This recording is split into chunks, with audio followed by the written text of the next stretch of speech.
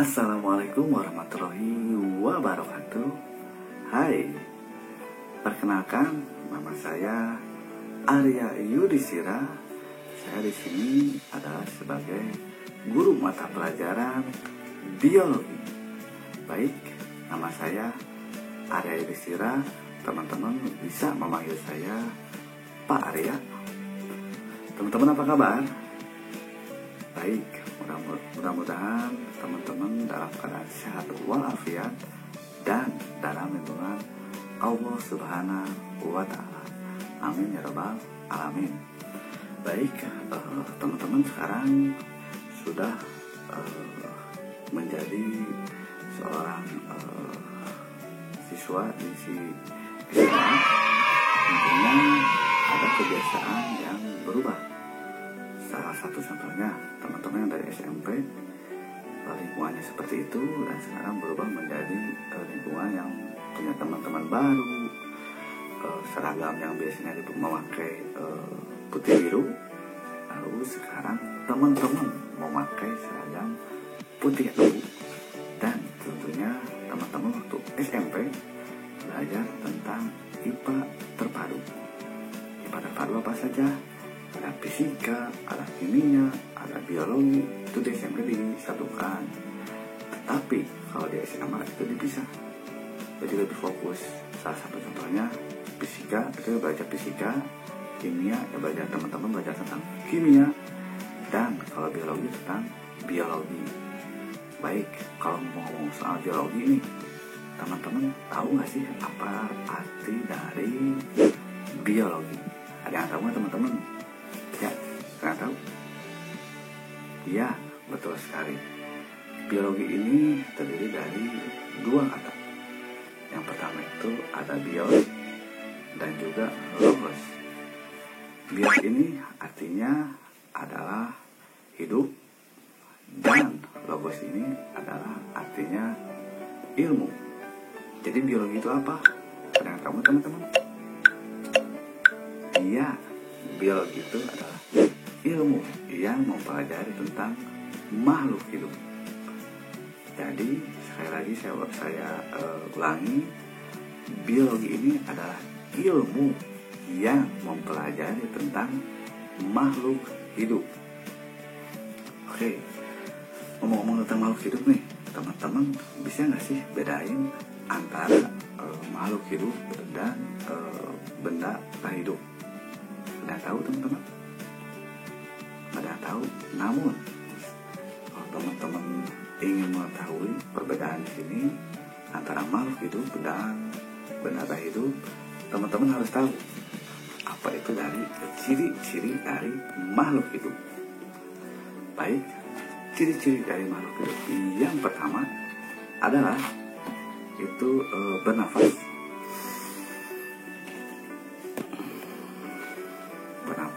Bernapas itu adalah menghirup oksigen dan mengeluarkan karbon dioksida. Oke, nah itu ciri-ciri yang pertama itu adalah bernapas. Yang kedua adalah membutuhkan nutrisi. Teman-teman makan kan? Ya kan? Nah, sama saya juga makan. Jadi makan ini adalah menyerap nutrisi dari apa yang kita makan. Itu merupakan salah satu ciri dari makhluk hidup. Jadi ciri yang kedua ini adalah membutuhkan nutrisi. Baik, teman-teman pernah nggak sih ngerasain kalau sakit perut, pengen buang air besar ke air? Nah, itu juga merupakan salah satu ciri dari makhluk hidup. Jadi mengeluarkan zat sisa dari tubuh kita yang biasa disebut ekskresi. Nah, kalau benda mati itu dia tidak bisa mengeluarkan zat sisa dari tubuhnya. Baik, yang pertama itu ada bernapas, yang kedua ada memerlukan nutrisi, yang ketiga tentunya mengeluarkan zat sisa. Baik, dapat dipahami? Ya. tentunya selanjutnya itu adalah peka terhadap rangsangan. Contoh kecil terhadap rangsangan itu apa sih? Ketika teman-teman dipanggil, misalkan ada teman-teman yang memanggil saudara, orang tua, tetangga, atau hal-hal yang lainnya, orang yang ada di sekitar teman-teman itu memanggil nama teman-teman, otomatis teman-teman peka. Ketika dipanggil, misalkan saya, Pak Arya, bisa menengok, itu artinya adalah peka terhadap rangsangan. Baik, yang selanjutnya ada apa? Ya, betul sekali, yang saya ada berkembang. Berkembang itu apa? Ketika nih, teman-teman kan sekarang sudah SMA, sudah remaja, sudah dewasa, terus sudah apa ya, tinggi juga berbeda dengan waktu teman-teman waktu kecil. Teman-teman waktu kecil itu untuk balita, mungkin tinggi teman-teman ini adalah 60 cm, ada yang 70 cm, dan ada juga yang 80 cm. Tetapi saat teman-teman berkembang, tumbuh, akhirnya teman-teman seperti sekarang, ada yang 1,5 meter, ada yang 1 meter, ada yang 1 meter. Itu adalah merupakan ciri juga dari makhluk hidup. Selanjutnya adalah reproduksi. Dapat dipahami? Ya, kita coba ulang. Yang pertama apa? Bernafas, betul. Yang kedua apa? Oke, melakukan nutrisi, baik. Yang ketiga apa? Mengeluarkan zat sisa, betul. Yang keempat, ya, peka terhadap rangsangan. Yang kelima adalah berkembang. Yang keenam adalah reproduksi. Baik. Nah, teman-teman, itu kan ciri-ciri dari makhluk hidup nih. Ternyata biologi ini adalah ada juga ilmu cabang-cabang dari ilmu biologi. Teman-teman mau tahu apa contohnya? Nih, saya kasih tahu ya. Ternyata cabang dari ilmu biologi ini salah satunya adalah namanya sitologi. Ingat, sitologi. Kalau ada teman-teman yang bertanya, seorang bertanya kepada teman-teman nih, apa sih itu sitologi? Ingat kata kuncinya, ini adalah sitologi. S di awal berarti jawabannya ada di S, yang artinya sitologi adalah ilmu yang mempelajari tentang sel. Ingat kata kuncinya, sitologi sama dengan S, sama. Jadi sitologi adalah ilmu yang mempelajari tentang sel. Baik, contoh yang lainnya ada histologi. Apa itu histologi? Teman-teman yang tahu? Oke, jadi histologi ini kalau ada yang bertanya juga, salah satu contoh kata kuncinya dari histologi, teman-teman mesti ingat dengan alfabet. Ya, alfabet. Kenapa alfabet? Ada yang tahu? Baik, di sini ada tulisan histologi. Sesudah huruf H, I, berarti huruf J. Nah, histologi adalah ilmu yang mempelajari tentang jaringan. Bisa dipahami? Histologi adalah ilmu yang mempelajari tentang jaringan. Bisa dipahami? Ya. Selanjutnya ada juga anatomi. Anatomi ini adalah ilmu yang mempelajari tentang organ dalam. Baik. Kalau ada organ dalam, tentunya ada organ luar. Apa itu organ luar? Organ luar adalah yang mempelajari organ luar adalah morfologi. Jadi anatomi dan morfologi itu antonim. Kalau antonim ini organ dalam, sedangkan morfologi adalah organ luar. Bisa dipahami? Baik. Selanjutnya ada fisiologi. Ya, fisiologi. Oke.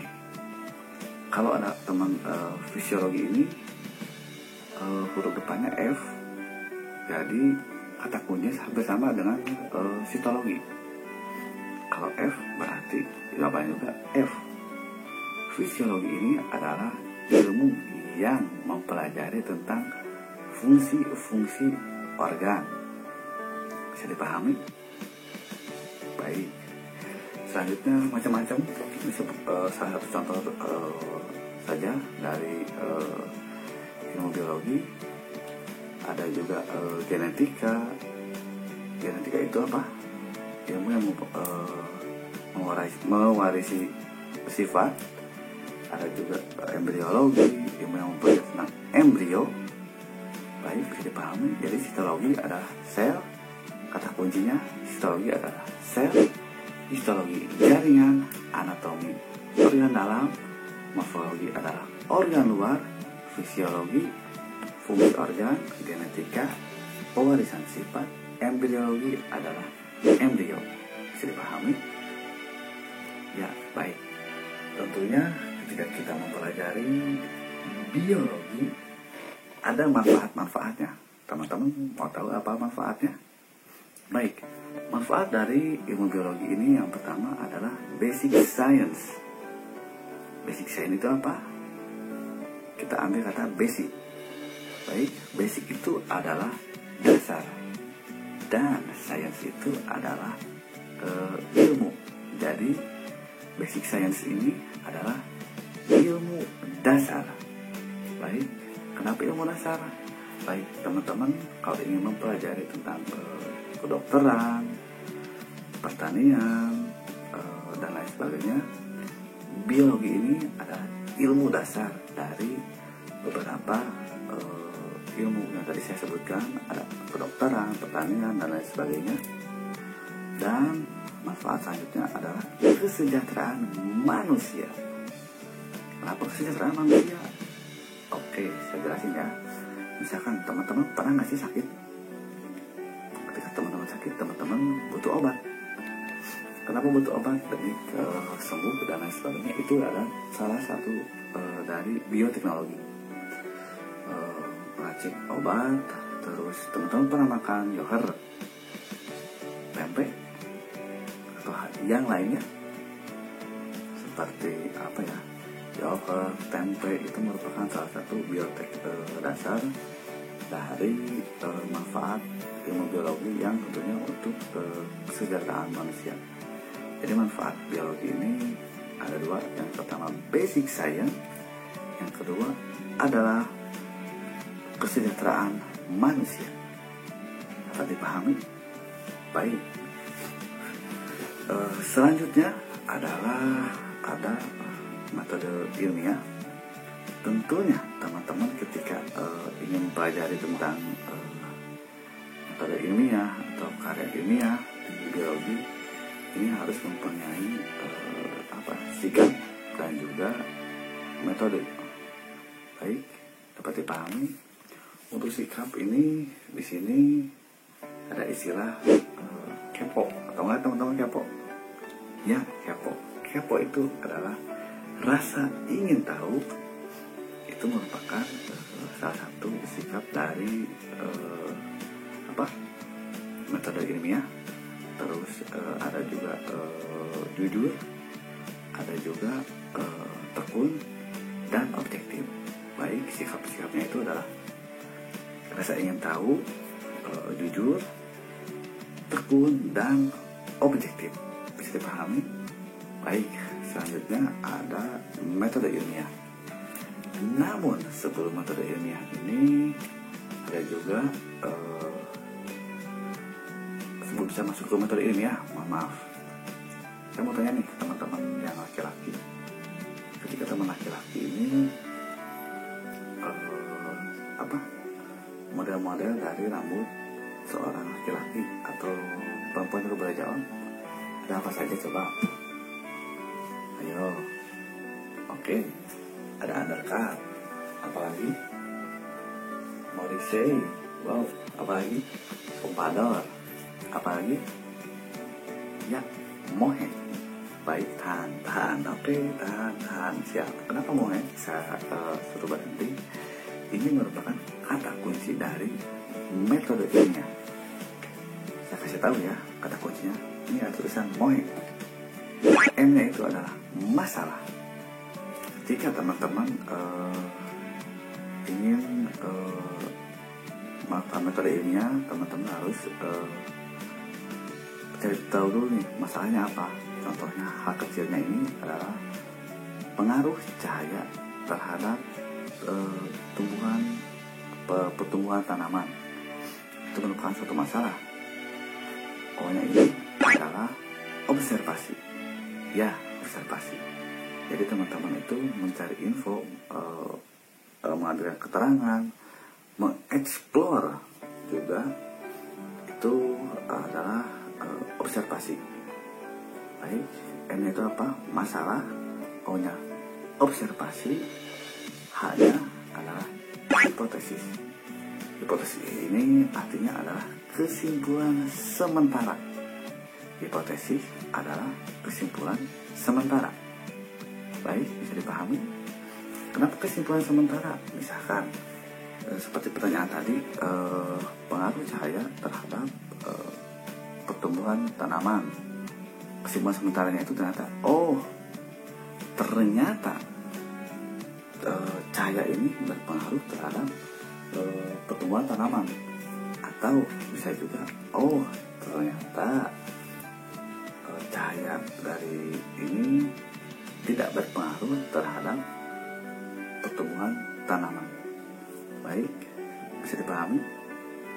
M-nya masalah, O-nya observasi, dan H-nya adalah hipotesis. M-O-H-E. E-nya itu apa? Ada yang tahu? Ya, oke, betul. Eksperimen. Kenapa eksperimen? Menguji hipotesis, membandingkan variabel. Jadi kita bereksperimen. Bisa dipahami? Dan A-nya itu adalah kesimpulan. Betul apa tidak tentang pengaruh cahaya tadi? Oke atau tidak? Maka selesailah itu langkah-langkah yang sudah kita dilakukan dalam kajian metode ilmiah. Bisa dipahami? Baik, kita ulang. Ada kata moik. Moik ini adalah M-nya itu adalah masalah, O-nya itu adalah observasi. Oke, siap, dipahami? Hanya adalah hipotesis, E-nya adalah eksperimen, dan K-nya adalah kesimpulan. Baik teman-teman, mohon maaf apabila ada salah kata. Demikian dulu hari ini videonya. Saya cukupkan sampai sekian dulu. Bila taufik wal hidayah, sampai bertemu lagi di video selanjutnya. Bila taufik wal hidayah, wassalamualaikum warahmatullahi wabarakatuh. Bye bye.